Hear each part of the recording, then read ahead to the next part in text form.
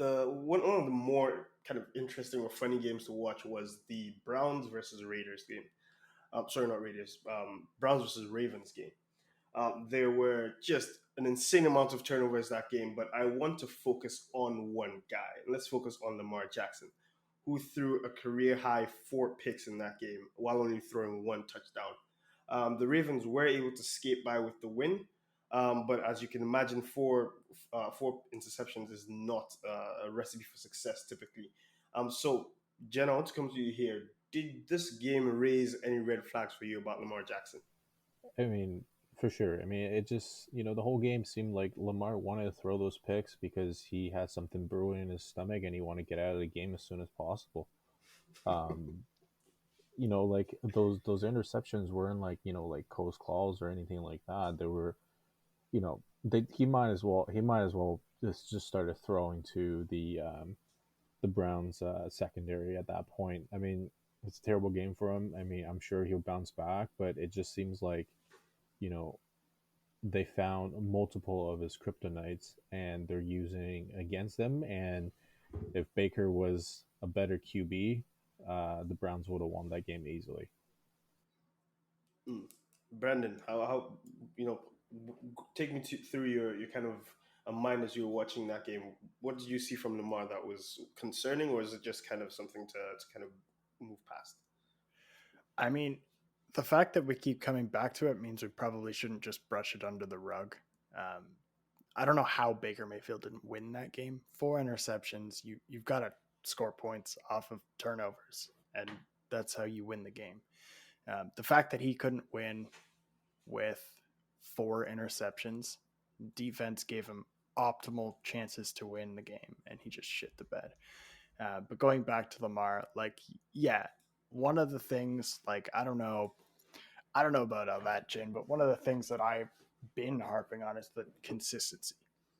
Like, it's awesome to be great, but you can be good and consistent and get better results because what we see is Lamar will go ahead and beat the Chiefs.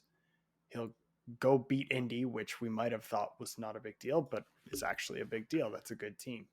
And then he'll go and lose to Miami and have to kick a 57-yard field goal, or what was it, a 68-yard field goal to beat the Lions, and throw 4 interceptions against the Browns. Like, he's not able to string together a series of performances, which means especially at the end of the season, you go into the playoffs. Like, are you fully comfortable saying that Lamar Jackson can string together 4 good games?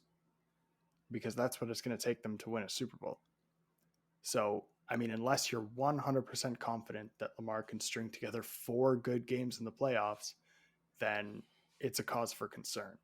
And like when I think about the AFC playoff picture, like as a Patriots fan, I'm like, the Ravens are just not a team I'd be worried about because Bill Belichick is going to play in a strong defense, and so Lamar might have a bad game. He's a bit of a wild card. He can't string together 4 consistently well-playing games. So I think it's a cause for concern.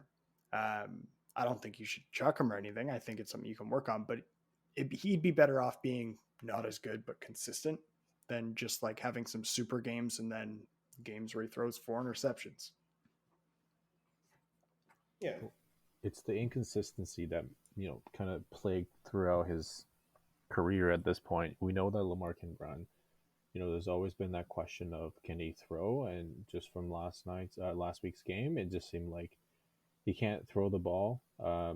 He's almost pulling like a Patrick Mahomes where, he's saying fuck it, there's a receiver down somewhere, and obviously not in that game considering he got picked off 4 times. Um, and it just seems like Lamar is trying way too hard this season because he knows he's in a contract year, and from the inconsistency, I don't know if the Ravens are going to make him, a top 5 paying quarterback, considering his mom is his agent at this point. So, it just seems like he wanted to, get that maximum contract, but I don't think the Ravens are going to reward him with the top 5, maybe not even a top 10 salary for his next extension. Man, these quarterbacks need to start taking team friendly deals. Like it's not like you're taking much out of their pocket to take a team friendly deal so that you can build pieces around them. Obviously, you need good receivers, and by the looks of it, if you look at the NFL right now, you essentially need a borderline super team to make it into the Super Bowl.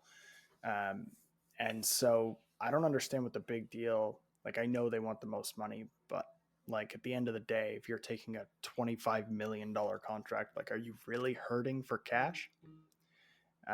You're talking about a shit ton of money. So, um, like I think they should take team friendly deals.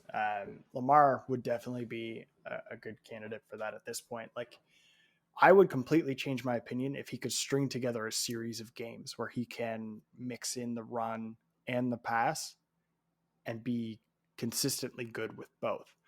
But the question is always, can Lamar throw the ball? The answer is always maybe, because sometimes he can and sometimes he does shit like that.